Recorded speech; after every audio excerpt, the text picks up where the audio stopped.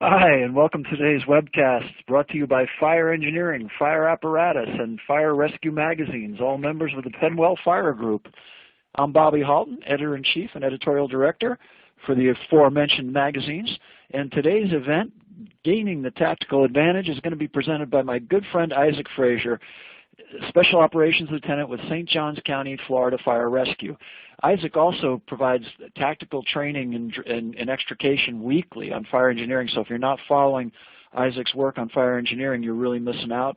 Always tremendous tips and always excellent work. And Isaac's also going to be running a hot class at FDIC this year on rescue and extrication. So make sure you register for Isaac's classes at FDIC. It's a must-take class if you're interested at all in the basics of extrication and the fundamentals of extrication. Isaac's going to cover them comprehensively. Hey, before we begin the webcast, a few housekeeping items. There's a whole bunch of widgets that you can play with on your console down there. If you want to make it larger, you can make it larger. If you want to make it smaller, and all that other good stuff. There's a Q&A widget. If you want to put in a question, just pop on that Q&A widget, and we'll try to answer all your questions at the end of the webcast. We're going to wait till the end of the webcast. You can expand the slide area, make it larger, smaller, anything to make your viewing experience better. If you have any difficulty during the webcast, please click on that help widget, and Shannon, our crack technological person here, will jump on there and try to help you out. So just hit the help widget, put in it there. If you don't get any answer there, hit the Q&A, and somebody will try to find a way to correct your problem and get back with you. For your convenience, this presentation will be on demand within 24 hours of this live event, and we'll send you an email. Everybody who registers will send you an email to let you know about that in case you want to use it to train your off-duty battalions, or you want to use it in your volunteer house and training night, or anytime you want to use it. It's going to be a great webcast. So let me give you a little bit of a bio on Isaac. He's a career Special Operations Lieutenant with St. Johns County, Florida Fire Rescue. He's assigned to Squad 4, which responds to working fires, specialty incidents, USAR, and entrapments and vehicle accidents. He's a Lieutenant Paramedic, a Florida Fire Officer, Special Operations Team Officer, Field Training Officer, Hazmat Specialist, Tech Diver, Florida State Instructor. He's the owner of Tactical Advantage Training, LLC. He instructs on tactical extrication, conducts fire service product video reviews for more than 40 companies, and he's an FDIC hot instructor. So without any further ado, it's up to me now to introduce to you today's presenter, Isaac Frazier. Isaac, take it away, brother. Thanks, Chief. I just want to thank Fire Engineering for the opportunity to present Gaining the Tactical Advantage. We're going to go through a pretty good amount of information here in a short amount of time. We'll get to the questions at the end. As Chief Halton said, Isaac Frazier, Special Operations Lieutenant. I'm on a squad company in Florida. A lieutenant down there. I have some great guys I work with. If you look, take a peek on the slide there, about midway down, that's St. Johns County, just so people get an idea. People always ask, it's St. Augustine, which is just south of Jacksonville in northeast Florida. You see the red dot? That's my station. It's got a little hole in the wall, but it's a place we call home. If you see from north to south, we have a pretty good amount of roughly about 35 miles of I-95. DOT just did the recent study over the last couple of years. It's the deadliest stretch of highway in the United States right now, the St. Johns County run, and I'm blessed by God to have the opportunity to get to cut and really, really can be passionate about vehicle extrication. Okay, so as we go through, everybody will agree. If you see this Vince Lombardi post, is one of my favorites. The only place success comes before work is in the dictionary. There's no doubt about it. It's a spelling only.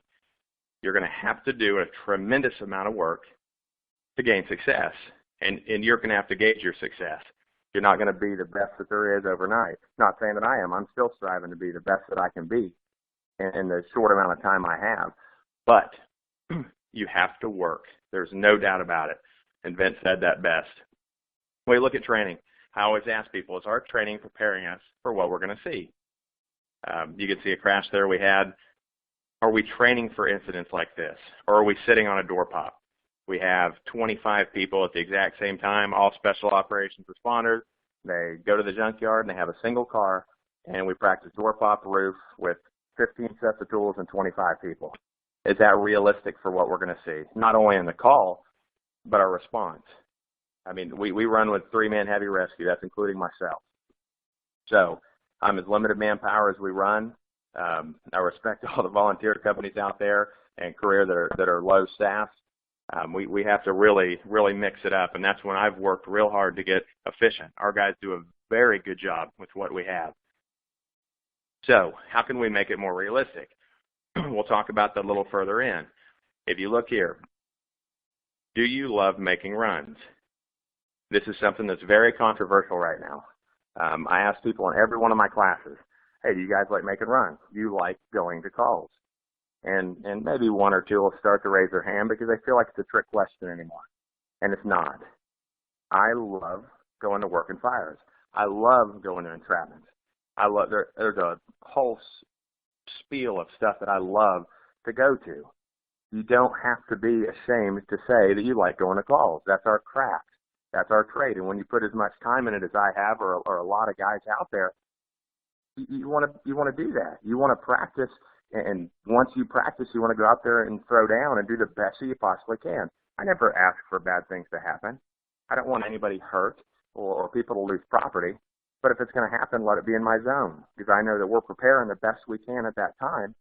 You know, humbly, we're the best we can at that particular time to push to do the best we can for the citizens we serve. And I think a lot of times the modern fire service, we're kind of getting away from that. We have to focus on what we're there for. Okay?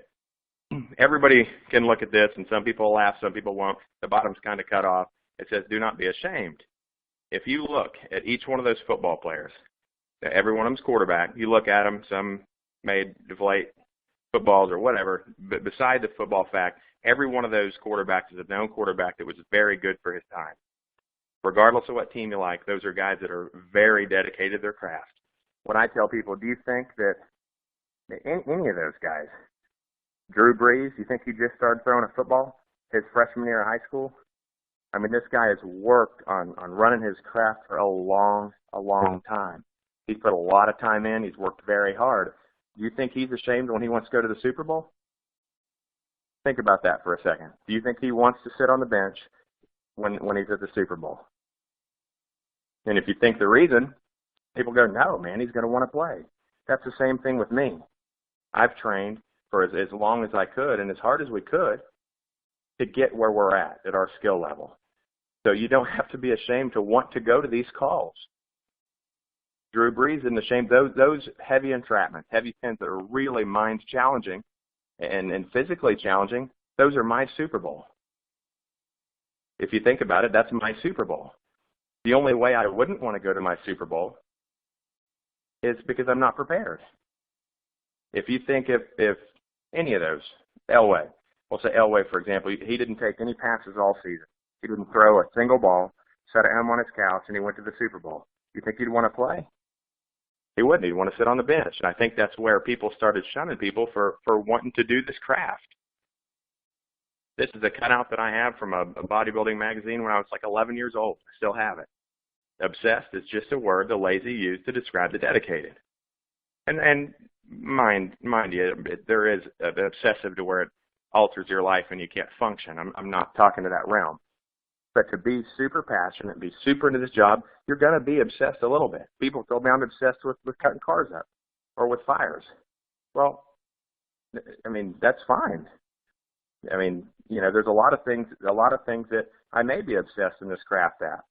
But the skills that I'm talking about, when you look at fires and you look at entrapments, those calls can kill me and my guys.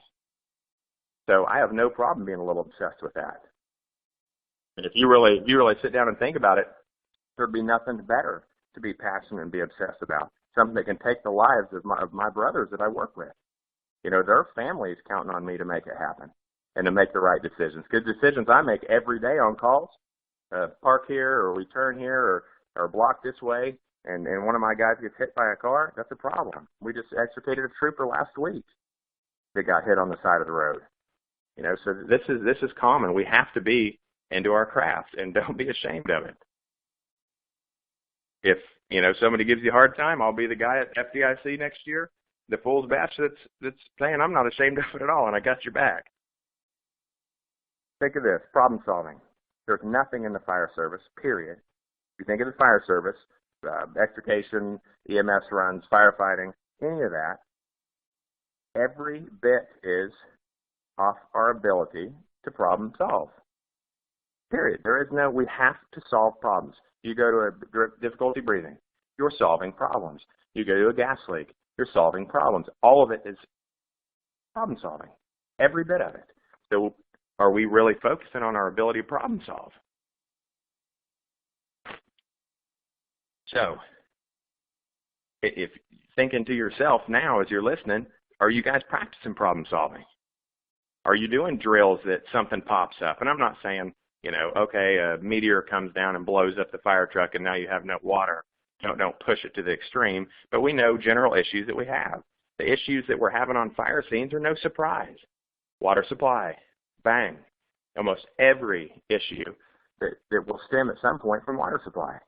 Are we problem solving water supply? You're fighting fire, you got lines in place, you're doing a drill fire attack and you lose water. What now? And the first time we start doing that, guys, we've never had this happen. Well, let's have it happen on the training ground so it doesn't happen. If it does happen when we're out there, it sometimes will alleviate when you do the problem solving and can find problems prior. But if it does happen, we'll have a plan B instantly. And we don't have to sit and think. A lot of times we won't have that much time. So, another thing, realistic training. When we're problem solving, we hit realistic training. That's the worst thing when you go to the junkyard. For general tool use, it's fine to go to the junkyard and do a door pop. And then you may do a roof removal. And then you may take another door off. And as you work through, that's fine. But that is extremely basic tool use. It would be like doing a medical drill. You're going to do a mega code for cardiac arrest, and you go to do the drill and you practice putting a non-rebreather mask on. Everybody practices that and the drill's over. And you're practicing for cardiac arrest. You're really short stroking yourself when you do that. So if you look, problem solving through realistic training, how do we do that? Fatigue. Have we ever attempted to be slightly fatigued prior to the drill? Get our heart rate up.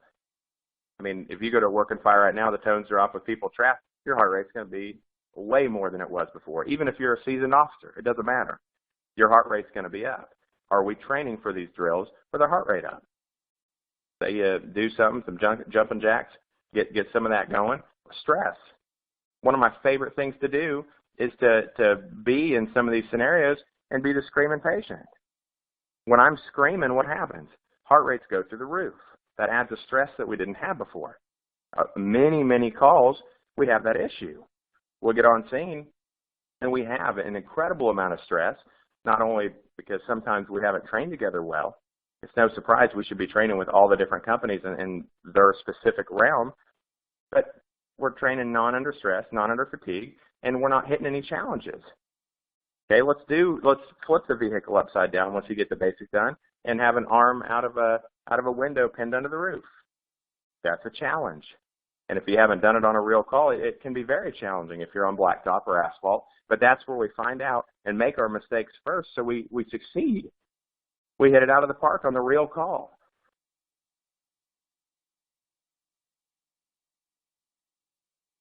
Skills. This is something that I use in all my classes, and sometimes it's good feedback, sometimes it's not. Your skills will have a significant effect on the outcome of trapped patients. That can be on a fire, that can be on an extrication. On an extrication, for example, a lot of people don't like that because it puts some responsibility on yourself. Are you going to save all patients? Absolutely not. We have patients that don't make it all the time. And as much as I hate it, it's a part of the job. It's going to happen. I can deal with it a little better, and my guys deal with it pretty well, because at that point, we train as hard as we can to get to where we're at. So, you know, if something happens, if it's a mistake on our end, we work on that. It's obviously a big eye-opener. If it's not, we did the best we could in that situation with what we had. You know, everything can be better. We'll complain about budgets. We'll complain about anything else. We should have this, or we should have this, or 9 guys on a truck. But be realistic with yourself, okay? But if you look at an entrapment, you show up and you get that patient cut out. He's a trauma arrest or really rough patient. You get him cut out in 6.5 minutes from arrival. Get him on a bird, and he's flying out to go to a trauma center. I show up and I cut him out in 29 minutes. Same call, exact same situation. Which one's better for the patient? My skills or my lack of skills had a big outcome on those trapped occupants. And if you put it like that, it's a lot easier to train. You can get your mind right when it's time to train heavy. I got on the bottom there. Truck and equipment are useless. Without what? You can have the fanciest, baddest, double axle, 250,000-pound heavy rescue with the baddest equipment in the world. And it's useless without good operators. People a lot of times in classes, hey, we've got this equipment, you know, what do you want to do? Well, it's easier equipment because it's going to show shortcomings if you need to get some, you know, or work to try to get different equipment. But that's what you're going to have. There's no reason for me to come in and you use exothermic torch, you know, that I get brought in and you don't ever have one. You know, we use the stuff you have. But a lot of guys get really ego heavy on their trucks. There's some guys out there that I know for a fact that can cut better on an F550 pickup with a combi tool than some guys with heavy, the strongest cutters and spreaders in the world because they're really good operators. We have to really think about that. Your career-changing calls. Everybody's going to have them. I talk to guys all the time. Some of my best friends out there for this stuff. Brian Brushers, Von Appen, there's a bunch of really great speakers. Paulie Capo, I can go on for an hour. Grant Schwab, I can go until I'm blue in the face. Some of my really good buddies, they all have had some sort of career-changing call when you talk to them. And they kind of look weird when you ask them, hey, man, what was your career changer? I had one on Capo Island, a fire with multiple people trapped, and it didn't go that great. I mean, we did the best we could with what we had, but that was a career-changing call. Early on, maybe 6 months in my career. And that call right there made me what I am today because I felt helpless and had issues, and I said, this is never going to happen to me again. And it changed a lot of things. I carry a bailout bag in my pocket at all times now, a 40-footer. That's just what I do. Like I have on there pediatric ejections. We had multiple, I think five or six pediatric ejected on the interstate, and I was still an EMT. At the time, I didn't really want to be a paramedic until I felt helpless on that call. And it put me to paramedic school, and it's been great for me. But at that point, I was helpless, and there were some things that I couldn't do for those kids that I wanted to do. So that made a huge impact on my career. So you're going to have those calls. If you're going to be a lifer in this 25 years plus, 20 years plus, you're going to run those calls. And you're going to run plenty of them. I've had a ton of them now. But every time, you're either going to look at it and go, well, it wasn't, my fault, or it wasn't that bad, and maybe it wasn't your fault. I'm not placing any blame, but when you look at it, you're either going to take that for success and for a gain, or you're going to store it in your brain and say, bad stuff happens, move on, and you don't get any better. That's a choice you have to make. The benefit is that's a choice you can make today. Anything I'm going to talk about in here is not easy fixes, but there's nothing holding you back but you. You're the only one that's going to make that change. Only one that can. They can make a policy that you train more. They can make a policy that you're going to be aggressive on fire. They're going to make a policy on this. They're going to make a policy, hey, 7 minutes is our general dash lift time. It's up to you. You know as well as I do that stuff's not going to sink. You are the person that's going to change your destiny for the better. And if you're there, there's always something we can do better. Now, there's a ton of things I can do better. Okay, every call is going to be different. Every call. You see that entrapment right there? You're not going to see that exact same call. There's going to be stuff that's similar. There's going to be stuff that's very similar. And if you get an opportunity, there's a little secret that I'm going to give you. I ran first two questions with another fireman of mine, Chris Knapp, good friend of mine. We ran first two questions for years. And we posted pictures that we got off the internet or our photos of fires. And I photoshopped out hose lines and photoshopped out fire trucks so it made it look like you were a true arrival. And it was a great program. I mean, we ran it. We were getting 130 comments. A Miami Chiefs talking to a fireman out of Denver. I mean, it was incredible. But we could talk about calls and look at the different tactics, and we could build off each other. If you look at this call here, I know exactly what happened on this call. It was my call. But as you look, you go, what did I do? What did I not do? But yours isn't going to be the same. But a little secret, you can take photos. Go on Google.com and pull up car crash, and you'll have 250 trillion pictures of car crashes that you can train on. We used to print those out every morning. I'd do it fire and entrapment. When I was still up on Squad 17, we'd print it out, we'd put the sheet down. It's as much as it costs to print off 6 sheets of paper. You set it down, all right, guys, let's write down what you would do. And your role now, then they can see my role. They know what I'm doing on the call, so they don't have to ask, or, hey, we pulled up on this fire, and all of a sudden, my lieutenant left me. Well, when you train before, they know I'm doing a walk around. They don't have to ask anymore. They don't have to be surprised. Here's another big hitter. Never say never. I'm a big never say never guy, because at 2 o'clock in the morning, when you've got people trapped and you're on an F-550 with one other person and your volunteer company, I can't tell you, you never are going to move a vehicle, with a ram, push it away from a tree to get better access. Or, we'll never do that. I won't do that. I can't do that. I'm not there. I don't know your manpower. So a lot of instructors, a lot of times guys will say, hey, man, what about this? Can we move vehicles? If you get to that situation. But my thing is, I won't tell you can't do something, but you're going to have to practice years in advance. We do a lot of vehicle movement, controlled rolls, move vehicles away from trees, winch work. But it was like 6 years of training on winches before the chiefs would allow us to play like that, and they had to see it. If you could have came to my station, you'd see us out there rolling dumpsters all the time. So don't say, well, we can't get cars, or we can't do this. You practice, you're going to be able to do anything you want to do within reason. I mean, if you're going to do something that's going to hurt somebody, obviously it's a different game, but you have to train on stuff before you try to do it. So with training, we look at shortfalls. We always have to look at shortfalls.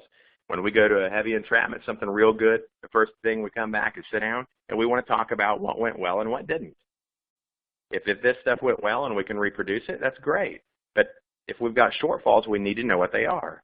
The benefit is my guys know when we're going to talk about it, we're not bashing, because I'll say stuff that I felt like I didn't do right either. The only way that we're going to be able to get better with shortfalls is to talk about them and fix it. But another thing with the fire service, I think guys start getting real, aggressive, and then egos come involved, and, hey, you did this, and you're pointing fingers, talk about it, and it'll be fine. Kitchen table is a great place for it. Okay, so we look at lack of training. A lot of places train. If you look, I want to say the rough estimate, we're heavy on extrication because there's 6 million, right around 6 million MVCs the last year that they did the study. That's a ton of car crashes. And we run a pretty good, I think our department ran 145 heavy pins last year. It's one every couple of days minimum. Our central squad, we get to run and assist our brothers to the north at 17 and assist our brothers to the south on 5. And there's some great guys. We have some incredible cutters. There's no doubt about it. And we're lucky we get to go to that many stuff. So look at our planning. Are we planning for the calls in advance? They're not surprising. Okay, what can happen to a car? We'll have crazy ones that, it flips over and it's hanging off an embankment, but we can train for those too. We just have to sit down and look. Pull up car crashes. It doesn't take a car to do it. And say you roll a dumpster. You want to work in control rolls or tie in vehicles back. You can do it on a dumpster too. And I don't think your department or trash company is going to care if they get some scratches on the dumpster. Big one. Overconfidence. Overconfidence is a killer. We come in and we could say that, hey, I'll tell anybody. There's guys that cut better than I do out there, I'm sure. But I'm doing the best that I can with what I have and on myself. I build every day. Every class, teaching 13 flight classes this year. When I go teach, I pick up something from everybody. From the new guy up. If you keep it open. You got a huge brain, so I think a lot of it spills over. I lose a lot. But overconfidence is terrible because we shut down. If I go right now and I say, hey, I ran, in the last 10 shifts, I ran 8 pins. And, I know that I cut more than anybody else and I'm the best, what's going to happen? You're going to shut down and you're not going to listen to me anyways. But I'm not going to be open-minded to look at new things. Overconfidence is terrible. Not that you shouldn't be confident, but there is I think everybody knows the difference. Foolish priorities. And this is back to training, how we're going to gain that advantage. We got this training to do, and a lot of people, I have hard days too. I don't feel like training. There's no doubt about it. I'm not perfect. But once we get out there and put hands on and do our stuff, there's nobody at the end that goes, this sucks. They go, man, I'm really glad we did that. And the guys are pumped up, and it pushes them on to the next time. And especially with us, because we'll train on entrapment and then get one, 6 hours later, or the next shift or the next shift. I will tell you, it's easier to train on stuff that you're going to get routinely. Foolish priorities, still talking about it. It drives me nuts. We'll be like, hey, we got this drill we want to try to do, and we're working on this. Yeah, but fantasy football on Yahoo's on today, so I can't really, there's a lot of priorities. It can be anything. And I'm an avid bow hunter, so that one can kind of step in there for me when the fall comes around. But we have to really look at our priorities. A lot of guys will complain. We have no pride. Nobody in our station takes pride. Create it. I don't care if you're the lowest guy on the totem pole. Do it. Create it. The funny thing, when I was up at Ladder 1 many years ago when I was fairly new, the guys would say that, and I hand-carved a Firehouse 1 banner that went on the wall. And it's funny because the guys laughed, and then they were all doing projects too, painting the inside of the station and doing different stuff. So don't let the pride killers hurt you at all. If they're talking about you doing something at least. Lack of drive. There's times that we'll run 2-3 calls after midnight and just be like, the next shift you just ain't feeling it. Nobody's going to be a heavy hitter every day. You got to do the best you can. And my benefit is, if I'm feeling down, I've got, my partner Jed or Jason or Sean, I've got a good amount of partners that'll work in, and it's their good day. Even if you have bad days, if they're rotating on their good day, then they can put me where I'll be like, and I may make up foolish priorities or an excuse. Yeah, but let's go out there. I really want to do this. Okay, and then we're done. It's great. And then on their down days, I push. So it works together as a crew really, really well. So you have to help each other keep your drive. Ego. I've got a whole other slide for ego. If you look, ego. Think about this. Everybody's got an ego. I ask people in my classes to leave it at the door for 2 hours during my lecture portion and just soak up what you can. If it's one thing, that you get from the class, it's one thing you didn't have. Think about it. Everybody has something to offer, period. That new guy, he's been on 2 months. Yuck. He's no good. He was a general contractor and a welder for 15 years before that. So for my realm on USAR, he's going to be able to do some things that I couldn't do. Or he may be, like I was a big guy on race cars. We raced for 6-7 years and we're heavy racers and did chassis work and everything. That prepped me for where I'm at now. But at the beginning, they said, you don't know nothing. That's going to shut people down. Ego's the biggest killer of learning. You got to have some. Everybody's got an ego. There's no doubt. But it can kill, especially a new recruit. I remember it was a quick story when I was brand new, like a month on. I was doing a study on vertical ventilation. That's just how, something that I was doing. So I'm doing this, and there was an officer at the time that came in, and he started making fun of me about doing the drill and said I was doing it for the lieutenant and this whole big spiel and made fun and mocked. And for a moment there, I thought, man, why am I even doing this? If I'm going to get ridiculed for doing it, this is ridiculous. And good thing I didn't, because then fast forward 8 years, and I'm an officer, and we were on a working fire together, and he's asking me, what do you want to do? What do you want to do? And it went, at that point, you want to stop, take a picture with him, and say, hey, remember a while back. You remember when you made fun of me for this? Well, you can't let it get to you. But just remember, ego's a killer. It will kill learning. And this is a fine point. And everybody knows them. And it's kind of sad, but those who have to say how good they are they really? I'm a fan of letting my work do the talking. I don't have to tell people I'm good at what I do or I'm not good at what I do, but a lot of those guys, I'm real good. I'm the best there is. Well, are you? You have to ask yourself, are you really? Because if they're having to say it, maybe they're not that great. And I'm sorry to say that. So we're going to push now. We're going to keep going through. There's going to be things that you have to do, and they're all options for you. But there's no quick fix for getting an edge. A tactical advantage is an edge. We're getting regarding the tactics or our skill level is an edge. So we know hard work. I told you in the beginning, the Vince Lombardi post. Hard work. There's no doubt. You're not going to be a couch sitter. And I don't think I've ever had a fireman that said, man, that guy, he doesn't do any station duties. He can't even wash the dishes. He sits in the chair all day. But, man, he is a heck of a fireman on calls, one of the best there is. It usually goes semi-hand in hand. So think of that. Your general work, your ethic at work is big too. Passion. Are you passionate about the job? I'm not asking everybody to have the passion that I have. I may be a little weird on that. But, just be passionate. Enjoy what you do. Talent and skill. You're going to have to work on your talent and skill. We'll talk about talent and skill. It's incredibly misunderstood. Training. We're going to have to train, and we're going to have to do realistic, high-stress, fatigue-style training and realistic call-type training. We've got to have a sound mind and a sound body. There's no doubt. If you get a chance, you're on fire engineering now, so you know about books. Look at the books. If you look through Penwell, I mean, you got incredible books out there. Incredible. And you can look at actually the picture on the top where it says read. That's my own library. And my wife would love it if I got rid of 700 of my fire books. And even if they're fictional, I pick stuff up from those. Now, reading is an incredible thing. And we're blessed to have authors out there that are putting out incredible stuff.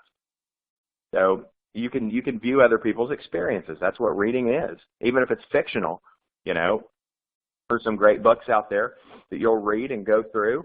And one of them, for me, is Frank's book, Uncommon Valor, which I love to pieces because it's firemen that push through, and they may be off duty going in. But every one of those situations, and I begged them to write a second book for it. That's a kind of ongoing joke between us. But when you look at it, I can put myself in every one of those shoes. So I can think and go, man, what would I do? Or what if I didn't have an air pack? Or what if this? Or what if I got trapped on, floor 4? Or what if this? Or, it's great. And reading's huge in the fire service. Huge. So let's look at our training. How are we doing it now? For example, extrication. We'll just give it that because that's kind of my forte. Not that I don't like fire. Don't trick that for a second. I absolutely love going to fires. Don't for a minute get confused on that. But how are we training? Are we training at all? Are we doing online training only that we flip through the slides and hurry up and finish guess 7 times through the test and get it done? Is our training realistic? I'll tell you, noise, especially on search drills and stuff, we'll do static, heavy radio static, because that can happen. We'll have the fire trucks there by the door, and being incredibly loud for that purpose. We want the fire trucks there. We want all those things that are going to be realistic, because it's not going to be, an open environment where everything's perfect and every radio transmission goes through right. And our drills, a lot of times we won't, if you're ICing, we won't answer. We don't answer the fireman that calls out because that's something that's going to happen and see how he reacts to that. Staffing. Are we doing it with engine companies and chiefs or ladders or whatever you have? Or are we just showing up as a heavy rescue, going to the junkyard, annihilating the car with some tools, and that's it? And we wonder why once you get on scene, the engine company's there trying to wing it because you haven't given them and trained them for the basis for securing batteries, stabilization, getting the hose line in the ground, getting all that stuff in place prior to you getting there. It's your fault. If the engine companies are failing before you get there, it's partially your fault because you've got to show them. And if you show them in a realistic training that they enjoy and not going, well, we're the heavy rescue. We show you how to do this. We, chest beating. It doesn't work like that. We're a team. Remember that. We are a team. You can take me and give me a pair of cutters, and there's no way I can beat a 5-man team that's got cutters in every hand. That's a good, qualified team. As a team, we work together incredible. We have to. So stagger response. You see your unit order of arrival. If the most entrapments you have, an engine company or 2 is there first. When you train, even if you only got 1 car, let the engine go in first. Let them do, securing the keys, putting the car in park, getting the battery secured, pulling plastic, cutting the seatbelt, getting everything laid out, stabilization, hose line on the ground, and then you stagger, and 3 minutes later you roll in, and you start doing your functions. And then if you think, okay, what would we have next? All right, Chief would be there. Chief shows up, and he takes command from you, and he starts going through, and he can watch you work. But that's one of the biggest things. We're not training with chiefs a lot of times. They've got a lot of stuff going on, but then when you wonder on a call, they get there and see you, bobbling around and kind of putting your hands around, what do you want to do, LT? He's going to change the method every time. If you're operating and he can hear you guys going through the movements and, all right, we've got this, This is secured, this is secured. I'm cutting lower B. He can look and go, I had a chief I worked with for years. And if he heard me say, express, all right, we're cutting upper B or cutting lower B, he knew I was halfway through my side out move. He didn't have to ask me, hey, LT, how much longer? How much longer? How much longer? And a lot of times they don't realize they're asking how much longer, but they ask, and every time they ask, you stop and you turn back and tell them, and it slows stuff down. Full removal of patient. We'll run through and we do drills. I like to use mannequins. If you go through, don't use live people, with fireman insurance and liability. Don't do that. But we use mannequins. You go full removal of patient. You put them in there, and that's one of the hardest parts, getting the patient out. The dash lift isn't that bad. You get the dash lifted and partial roof or whatever you're going to do. All right, we're done. Or on a fire drill. You go in and you're doing a fast attack scenario. You find a patient. There's 3 patients inside. You find the first one. Okay, found them. Move on to the next one. That drives me nuts. What do you mean? We got to get this one out. Well, it's just a drill, so keep going. Well, if we do that muscle memory on a real call, you can do the same thing. I mean, you can look back at the police officer involved in a shooting. He's catching his brass. Why would he be catching his brass on a live fire, situation? Because that's what he always did. We have to work on realistically doing what we should be doing. When learning, we got to change mental process. The thoughts have to be changed, not just techniques. I can come, and I do it in classes all the time. I'll come and I'll show, say, for example, a vertical crush on a door. A lot of people hadn't seen it. I show it, and they go, oh, man, now that you've shown me this method and why, because I always show the whys of everything we do, because if I don't, if that first method doesn't go right, you won't know how to fix it. I always do the whys. So I show the whys and they go, this method's great. So then we do it, and they practice it all weekend. Yeah. Well, we go to live drills, and we put a stopwatch on it to kind of speed everything up, and they go back to the nadir attack and delaminate the door again. I call it going back to the well. Well, hang on just a second. I just showed you these skills that you said are paramount, but then you go back once you're under pressure. So we have to train under pressure and change that thought process. The mental aspect we have to change. Okay, as we come through. Everybody gets fixated on speed. Efficiency, we'll talk about breeds speed. Speed does not come by flying the calls. If you look at any call, your time is made up from the time that you're dispatched till you get in the truck and leave. That's a big time-sensitive thing. I pride myself, we get out of the station very fast. I like getting out, but we don't run stop signs and do stupid stuff. You're not going to make up that much time there. The time's made in the bay. So if you're taking 3.5 minutes to get out, but you're flying through red, you're behind the ball. But also look for speed. On that realm, you get on scene, a car's flipped over, it's burning through the firewall, and we had Squad 17 made a great rescue. I think it was last year, where fire was coming through the firewall, burning some team's legs, and they got there, got the fire knocked out, and extricated them in a great time. But what if they didn't get out fast? Do you think that 3 minutes or 2 minutes wasted in the bay would have been huge there? Yeah, girls wouldn't have made it. There's no doubt. So they take pride in that. So you have to learn first. You've got to train heavy, and then your speed will come with the efficiency part. You have to keep learning. I mean, you'll see guys out in classes, or even they're in my classes, they've been in for 25, 27 years. And, hey, man, great class. I learned a lot, or I learned a lot from them too, but they're still there. That tells me a lot about them, an incredible amount about them. And so, and I mean this in the most non-disrespectful way possible, but don't be an inbred of your area or department. You'll sit and yeah, well, for example, this town, whatever, we'll just call it this town. This town, we're the best there is. We don't need anybody else. We've always done it for 200 years this way, blah, blah, blah, blah, blah. It's being an inbred of your place. Go out there. Just because you go out and train with other places, it doesn't mean that it makes you weak or that you don't know what you're doing. It's giving you options. I love going to train. Our department was great. They sent us for 10 years plus, or at least, all over the nation to take training. And when we did that, we brought back into taking this last year, we had an incredible underride in the back of a semi. Our average underrides were like an hour long. Prior years, and we went up to North Carolina, we went to South Carolina, we went to Virginia, West Virginia, we went all over the place to work on big rig calls.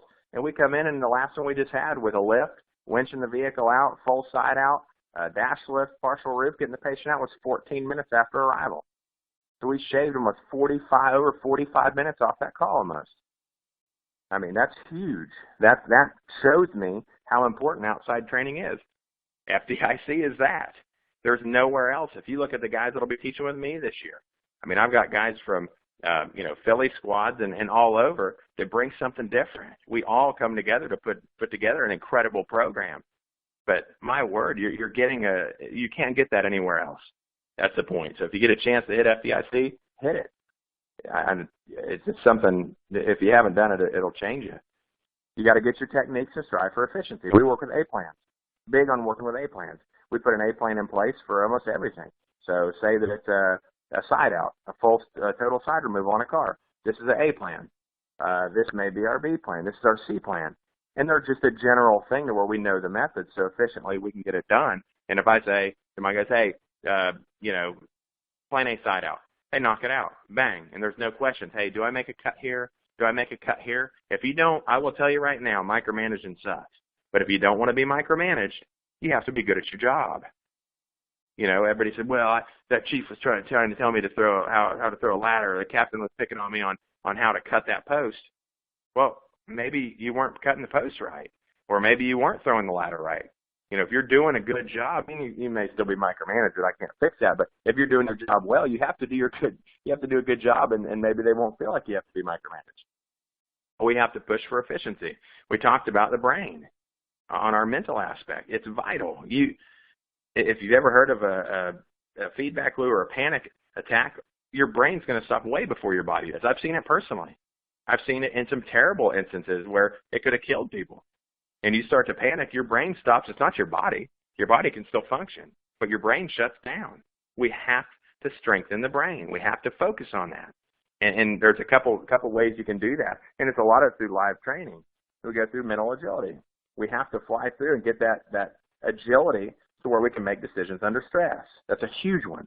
If you pick up anything from this, just working on mental agility, learning to make decisions under stress. You can make training stressful. Just don't do it to where people don't want to do it. It's terrible. It's got to be learning. Mental plasticity. You got to know your limit and push beyond it. Mental toughness, unwillingness to quit. We have to take quit out of the equation unless we're called back. At some point, you got to pull the chain back. But we're pretty big on that on fatalities. If we got a pin and lets the troopers say that it's a crime scene, once we start operating, we don't stop. We go until the patient's out, even if they've been called, because I want to take the quit out of my guy's head. As we come through, you got to ask yourself. I ask myself on the way to the call every morning, what am I willing to risk? I've got to know now. I can't make that decision on the fly. I want to have an idea to make it now so I can make a quick decision, an informed decision. One of the most misunderstood things is talent versus skill. Some guys say, man, he's really talented, or he's just got that talent. Will Smith said it best. The separation of talent and skill is one of the greatest misunderstood concepts for people who are trying to excel. Talent you have naturally. Remember that. Skill is only developed by hours and hours and hours of beating on your craft. So what's that mean?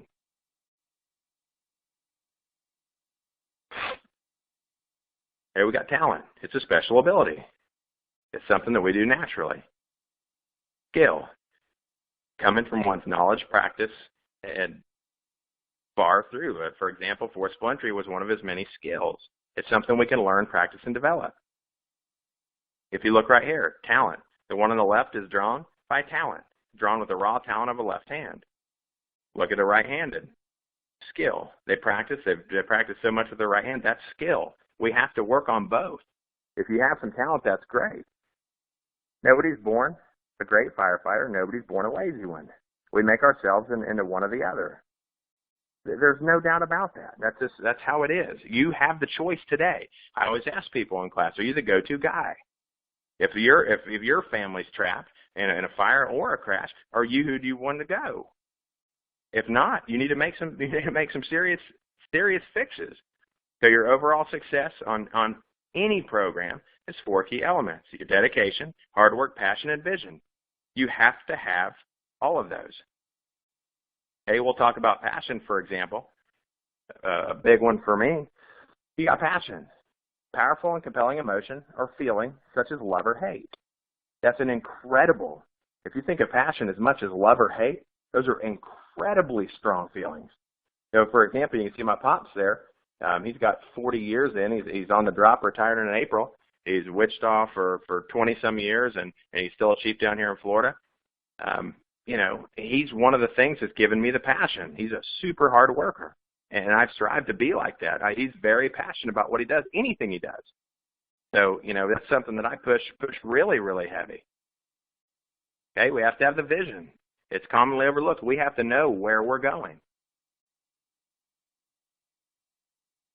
For example, if you follow any of my stuff, go look at TMBL. It's not hard. You'll find it. I'm not going to say it on air, but look at the people here. If you look at the one on the right, you know, we complain as a fire service. Look at the one on the right. The one on the right is Daniel Outley's little boy. He's a fireman up at 16 on my shift. A great kid, and he's got a terrible autoimmune disorder. And he's in rough shape. I haven't heard Danny complain one time. You look bottom left. That's a fireman that worked for me, Squad 17 for years, and he's got some issues, brain-related arterial issues. I haven't heard him complain at all. You look at top left. That's a good friend of mine in my battalion on C shift, the Engine 12, Pat Taft. He just started chemo. He's got a terrible cancer issue right now with colon and liver. So, you know, my thing is we can complain all we want because we didn't get a pair of station boots we were supposed to get, or the truck isn't the truck we wanted. Think for a second. Look back. Look at TMBL. That's one of my big pushes, and it's about complaining. Stop complaining. Go to work, do your job. There's no doubt that you have to do that. These people are whatever you got going on, there's somebody going through worse. Greg Flitt, he's passed away, bodybuilder. I'm going to read this real quick. If you guys are really wondering if you're burning out mentally, take a day off and go to your local hospital. Go to the cancer wing. Look at a 4-year-old boy who won't ever see their teenage years, probably won't ever see their next birthday. Go and see someone who's mentally or physically retarded, or see a soldier who just came back from the war who doesn't have legs anymore. Stare that guy down, look him right in the eyes, and tell him as you stand there with 2 capable legs that you're burned out, that you don't want to use them. See if that doesn't kill him right there, because he'd do anything to have the opportunity. Think about that. You have to think about that. So let's put it together. Putting it all together, we got a time, we got to go through, get efficient. Online photos, prep for specific call types. If you know in your area a ton of townhomes, go on Google and look up townhome fire second floor, or whatever you want to do. There's your training for tomorrow morning. Specialize on specifics for your area. If your first and second due, like mine does, has a ton of motel hotels with no sprinklers and no standpipes, that's something we train on heavy. It's specific for me, and that's something that we know we're going to have. Realistic drills. You got to, after the skills are there, add a timer, stress, challenges. You got to make your drills applicable, enjoyable, and do realistic responses on your training, your trucks, your time, your manpower. Get real. It's not difficult. Okay? Work with your manpower levels and equipment. Work on a rig assignments. My carries a pistol, heavy iron set. This carries that on. Carry a hook and the thermometer. Oh, I shouldn't look back and say, hey, I was grab a axe and come on. I've got to be thinking about what we're going to. He's got to be thinking about what we're going to. So make sure officers and chiefs are training too. If not, when you get on scene, you wonder once somebody gets there as a higher rank, you and your adjoining truck have trained for 5 years on motel hotels. You start that in operation. Somebody shows up that hasn't been training with you. You haven't even asked to train. And they say, no, we're changing the whole thing, and you wonder why it gets bad. So we have to do that, guys. There's no doubt about it. Here's all the stuff. You want to come see us, traintacticalvantage.com. Come check us out at FDIC 2016. I'm blessed by God to have the opportunity. Chief Halton and all those guys have given me a shot. It's going to be an incredible. It's extrication, the real thing. We're going to get down and dirty, realistic stuff. It's not book-style stuff. We're going to hit it really hard and show some methods and ways that we found on running the deadliest stretch of highway in the nation. And that's what we're going to focus, and it will be a knockout in the class. There's no doubt with the heavy hitters that I'm bringing in to help me, we're going to be sold out. So I'm super excited, and I'll give the question and fortune back over to Chief Halton. Hey, great job, buddy. I appreciate it. I got an interesting question, and you kind of touched on it a little bit, and maybe we can expand here a bunch for Brandon Buckley. And Brandon asked, when we add stress during training, how do we evaluate when those added stressors, both as a whole and in individuals, are too little or too much? So in other words, when you want to add stress to make training more realistic, either time frames or whatever else, those kinds of stressors you're going to add into them. How do you evaluate them, and how do you know how much to use and when to pull back? Okay. Brandon, that's an incredible question. Thank you so much for asking, and thanks for listening in. With me, and this is my personal opinion on it, when we come in, the guys have to have skill level down first. We have to work on our efficiency together as a team and get where we're at. Then we add the stressors. When we add stressors, it may be something just as a somebody sitting on the other side of the car that's screaming, hey, help me, and just add a little bit of stress. We always start small. Okay, we don't want to make it to where it's so overwhelming that people freeze up and lose function, and then we say, oh man, you guys did terrible. That's not what it is. You add a little bit of stress. Maybe it's time. In my classes at the end, when we start in the heavier scenarios, at the end of my classes, we put time on. There's no issue with that. I take my phone and put stopwatch just to give them a general evaluation of time. But that's an incredible amount of stress for a rescuer. And you can ask them after, why'd you go back to the well and use this method when, you were doing great before that? All it is a phone with a time that's going. So that's a small stressor. As we go through and add these stressors, it's, you'll have to gauge with your people too. If like my crew, the least senior guy in the station's 8 or 9 years on for the whole house. So I can add a little more stress because they've been on longer. If this is somebody that's been on 6 months, you're going to have to baby them into it because you want them to still function well. That's the whole goal. Good answer, buddy. I think you nailed it. So the next question we've got is from, and I'm going to go to, somebody just erased the question I was looking at, and it wasn't me, which means another presenter here. It came to Greg Osborne, who's a great friend of mine and old buddy. So Greg, I hope you're still listening. I can't wait to see you again. I teach for Greg a lot, and just a great guy. He asks, which mannequins do you use, and do you have a preference? He's getting ready to purchase some mannequins. Well, Greg, I'm going to be totally honest with you, and if I ever have the chance to have you in one of my classes, I'm not a salesman whatsoever. So I'm as realistic as I can be. It can be a hose dummy. It can be your little junk mannequin that's only got one leg on it, which is usually what we have, and maybe one arm, and the head's missing. It doesn't matter whatsoever. I know there's some high-end ones that come in, and it may be, we don't personally have the budget, and we haven't been able to justify doing super expensive mannequins. It's just something that we don't have, so we make do with what we have. If you want to buy a talking mannequin, that's great. But I'll tell you, I can take a plastic dummy with no head, put somebody on the other side of the car, and that can be a talking mannequin too. So you just have to work with what you have. Yeah, and when Isaac mentioned hose dummy, if you go to Fire Engineering's website and put in hose mannequins, hose dummies, or Sam Hiddle's name from Wichita, Kansas, Sam did a great article on how to build them and how to construct hose dummies. So, and thank you, Sam, for doing that. It also has videos. The entire article, when you watch it online, has videos step by step how to construct hose dummies. So, which are great tools and great use of old hose. So here's a question we got from Ryan. And Ryan, I hope I don't mess your name up too much here, but K-A-L-I, Kaylee, maybe? Ryan Kaylee. What's the best way to get chief officers involved? Well, that's the age-old question, and that's one that everyone's going to be a little bit different. What's worked for me is usually we'll have a chief that is really into it, especially with extrication for us, because he knows that we're going to be running pins together. There's no doubt about it. You're going to have to approach him in a non-threatening, this is my program. I need you to be here. It ain't going to work. I'm going to tell you that right now. But what's worked best for me is to come in with a presentation, which, mind you, that is work, again, on your end. Put a presentation together, come to him and say, hey, Chief, this is the training that I'm looking to do, and I'd really like to get you involved. How can we work this together? Is there any parts of it that you want to shape or that you'd like to see in it? Here's the date. I'd really, and play it by ear. If he does, you're not going to be able to make them do what they don't want to do. But if they feel like it's a put-together program, if you call him that morning, chiefs are busy. There's no doubt. You call him that morning and say, hey, Chief, we're doing a big fire attack drill on motel hotels. It's in 15 minutes. we'd like you to come. It's not going to work. So you have to be smart, and it may take a little more legwork on your end to get it done.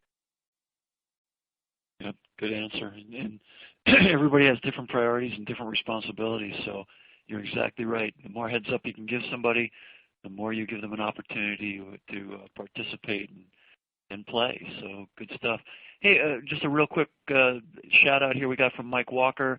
He said, bravo, no question, just thanks for a great seminar. He wishes his entire department could hear it. Mike, they can. All you have to do is it's going to be posted online probably sometime later today, and you can invite the whole department to watch it again with you. So you got that going for you. Here's a question on books, and let me get to that one. Here we go. It came from Corey Kortmeyer. Isaac, what are your 3 top books, and what are your must-have books? What are your 3 favorite books and must-haves? Wow, Corey, if there was a harder question to answer, I don't think you could find it. There is, I have probably 250 books, and my wife would say I'm lying. It's probably more in the 700 realm. I have so many, I can't even say. Like I said, I love Uncommon Valor. You get into your principles, fire attack. It kind of depends what you want. One thing, you know, a lot of the training books I can read, but they have to be entertaining. I'll read a heavy training book that's, say, a manual, and I'll have to go to a more fiction-based book. I mean, you can look back, Report from Engine Company 82. Any of those are pushers. Last Man Out. There's a ton. Frank Visuto has a ton. Uncommon Valor, his books are incredible.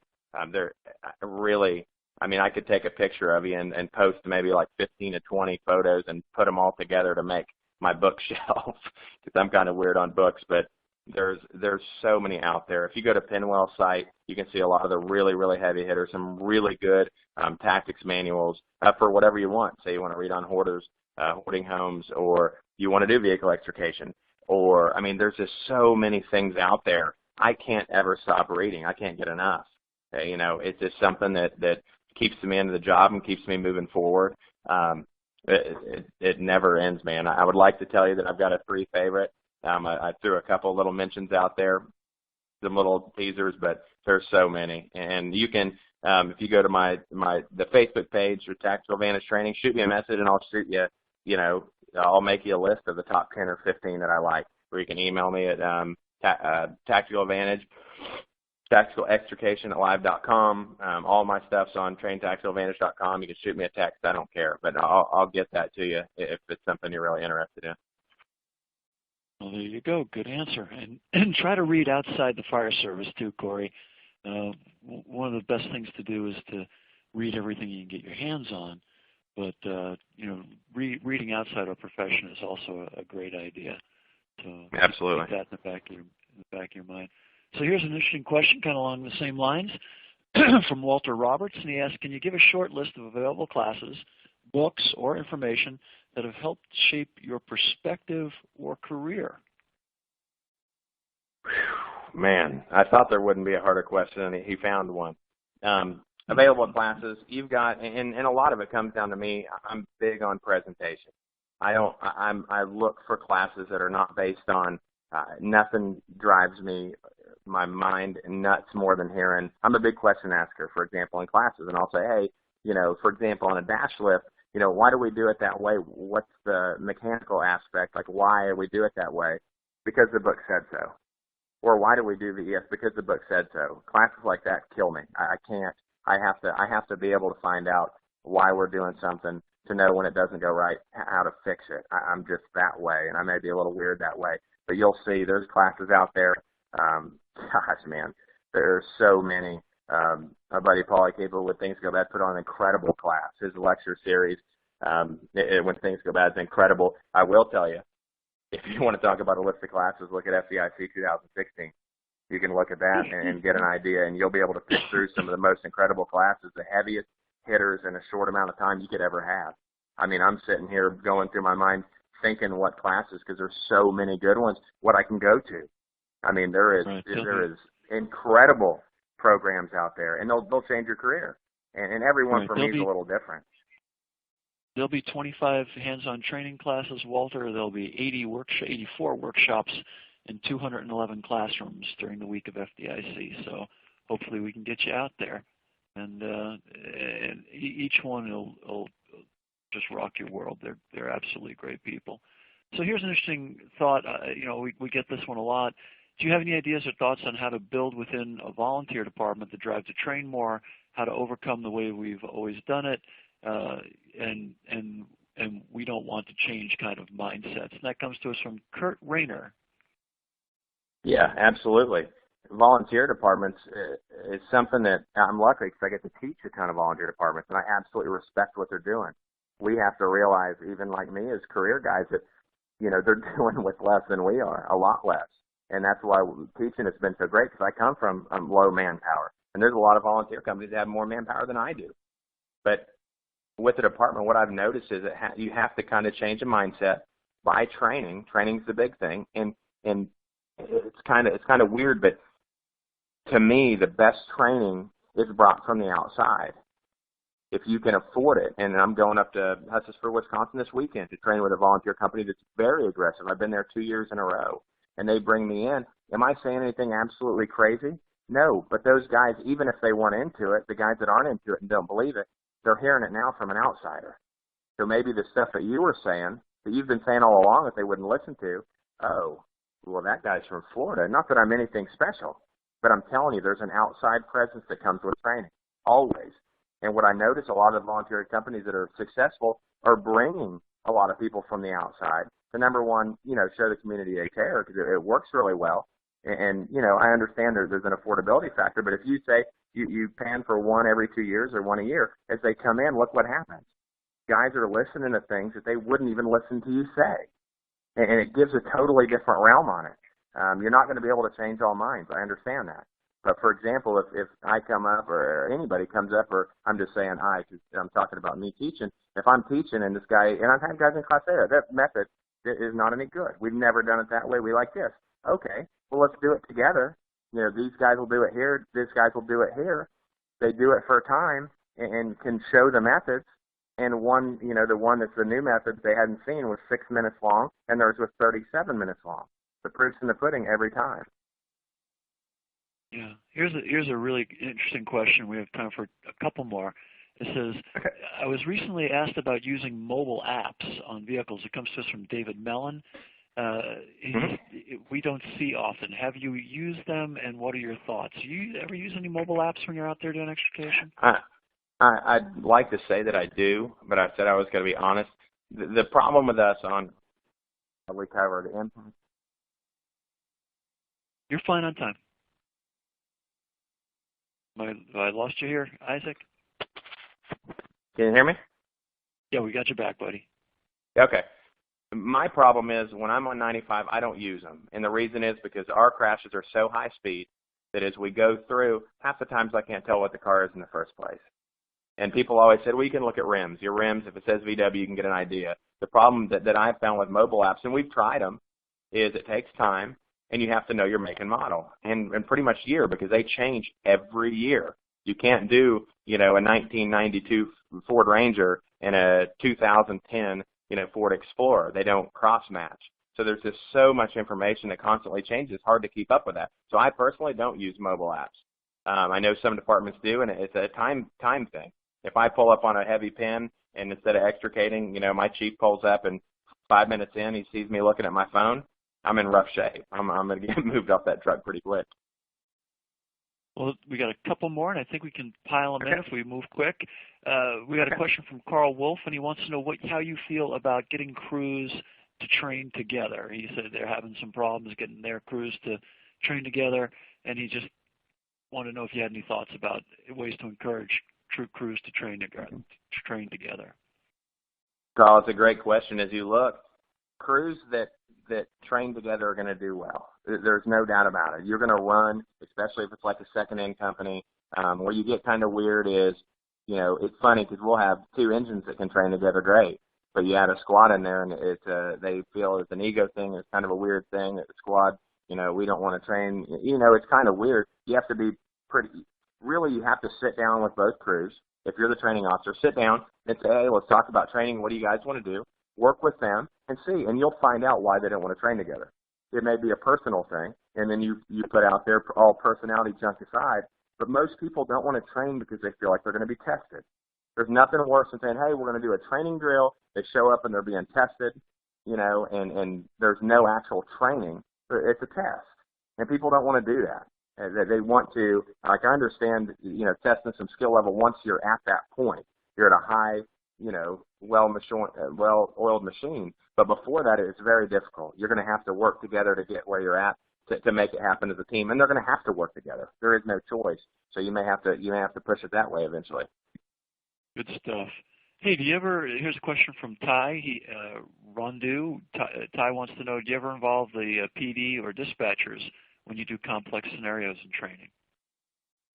Absolutely do. We use our dispatchers on all of our RIT drills, our RIT company drills. We use them on pretty much anything because there's for us, we do a lot of heavy truck extrication. So we work with Class D wreckers a lot. So we bring in Class D wreckers for a lot of our training, rotators and booms, and a local one we use a lot, which is huge. The dispatchers have to know kind of what we're doing, especially in RIT is a big one. Fire attack's a big one. In police department, a lot of times I did one drill last year, we brought an FHP officer in because that's somebody we're going to work with a lot. And there can be some controversy on, I know you'll see online all the time who controls the highway, who doesn't. But it seems the more people that you can work with, the better it's going to be because they're going to know what you're doing. I like what I do to be a totally open book so people can see what I'm doing. I'm not secret to where, I don't show people my methods or, they'll learn my secrets or anything. So you have to work with other companies, police department, troopers, dispatchers, all of it. Beautiful. Hey, I'm going to throw these last two questions together. One's just a shout out from Kirk Rayner up in Canada, up in Alberta. He says anytime you want to come up there, they'll shovel off the snow so you can do it, and he'll see you at FDIC. And then finally, Dylan Stevens wants to know, he agrees the training should be enjoyable and should be accomplished, but he wants to know how you feel about pushing things to the limits. In other words, is there value in making an evolution something that's almost impossible to complete? Dylan, I'm glad you asked that because I was hoping somebody was going to ask in that realm, so I appreciate you doing that. I will say it's still based all dependent on how far along your guys are. If they're pretty new, and they're not really good at their skill set yet, and they're still working and training hard, I would say probably, not so much. Now, one of the best drills that I've ever done that was probably 8 or 9 years ago was a RIT drill that we ran out of air as we were diving onto a platform, onto an aerial device. That was one of the best training drills. It was made to be pretty much ran out of air at exit.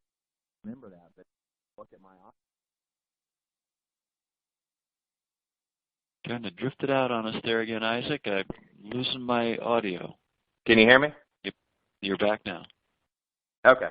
But, yeah, I think you can make it impossible. The drill we did was impossible, and we actually ended up getting it done. And even if we didn't, it was a RIT drill that we had to go through 15 pallets and up and down floors and a lot of different stuff. But we got it done. But that feeling between you and your officer, when that's done, you know that from then on there's nothing that still to this day feel that about the officer I was working with. I think maybe it was 10 years ago.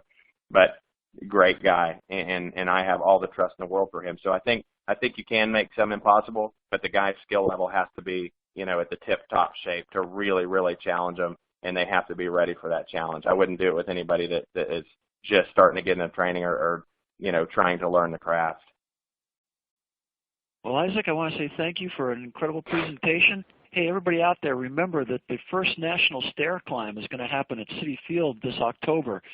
Please, if you can participate, we'd love to have you out there. Spaces are limited to the first 1,500, and it's filling up fast. So if you want to climb, please register soon. You can also participate virtually. Go to the National Fallen Firefighters webpage, and you can register right from there. It's the first national stair climb with the FDNY and the NFFF at Citi Field. It's going to be amazing this October. Hey, on behalf of everybody here at the Penwell Fire Group, thank you so much, Isaac. What a great presentation. We really appreciated it. Gaining the Tactical Advantage will be archived within 24 hours. We will send you a link to it if you have registered. And everybody else out there, thank you so much for your questions. Isaac, great presentation. And everybody out there, remember, please be careful. Thank you.